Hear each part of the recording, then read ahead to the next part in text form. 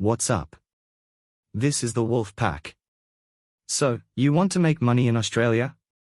Are you ready to work hard to make a living? Sweat and break your back? Well, what the hell are you thinking? You won't get far with that attitude. Okay, maybe I'm being a little tongue-in-cheek, but am I really off the mark? What am I talking about? How many people are out there that you know are doing things, hatching various schemes making money? In a sane world, it's the plot of a movie that ends with rock music while there's a montage of everyone involved being arrested, with the text wall saying this guy was arrested and will be eligible for parole in 2035 or whatever. You know the movies, good ones, bad ones. I like those movies. Usually fun. Everyone watched Wolf of Wall Street. Great movie. It all sounds fun, you get away, thinking you got away until Jason Statham comes for you. But enough about movies, let's get back to the real world. There's plenty of people doing different scams.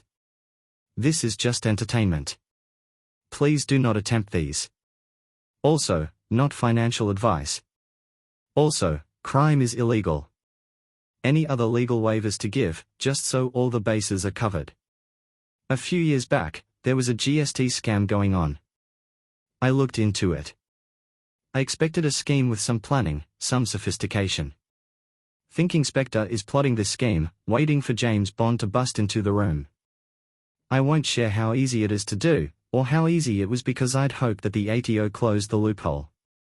But it was in the news, people were getting to know about it because TikTok videos were being made about it. So you know it's easy enough for brain-dead people to manage.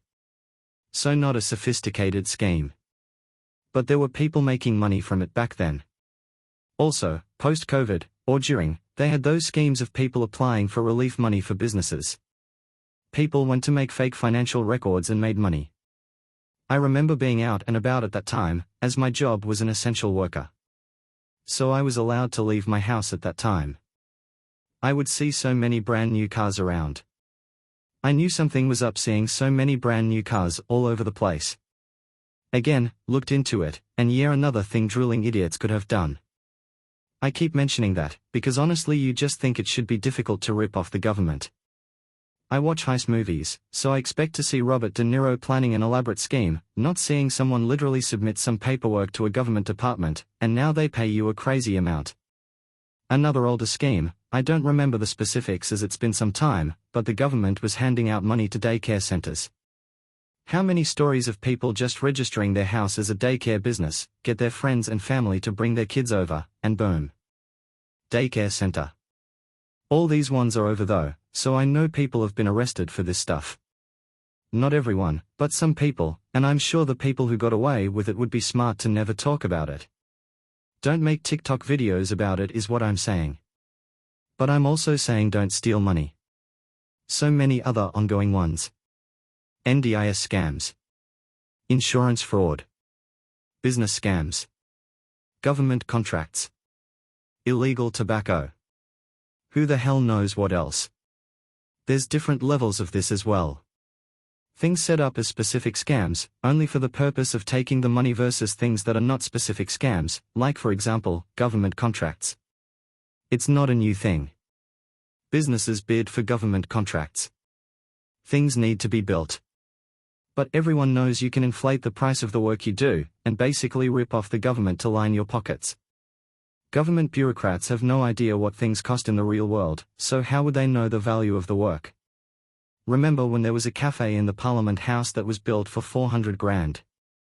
A normal person hears that, you think, this would be a nice cafe being made for that amount. Would be fancy. Then they showed what it actually was. A hole in the wall. Literally. They cleared a space in the wall. Got the equipment in there. If there was any chairs, probably the cheapest chairs and tables from Kmart or something. You know that guy pocketed most of the money. Military-industrial complex.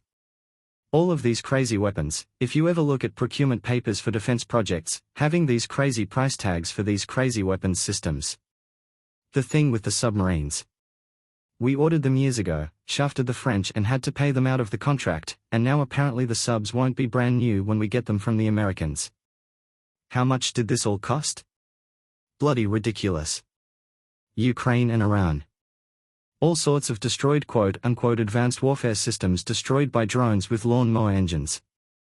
You know they advertised these weapons systems as the bee's knees. Remember, in World War II? Factories pumping out Shermans, Panzers, and T-45 tanks. I get it was an active war and they just needed stuff to work as fast as possible, but it worked. Might be something to consider. But back to scams. The scams set up just to take money, plenty of them. I'm seeing every time the government sets up a scheme to help sort out an issue, there's always a group of people who set up fake companies to scam these government schemes. Just a small tip for the government, maybe require these people to actually have a history of doing the thing before giving them money.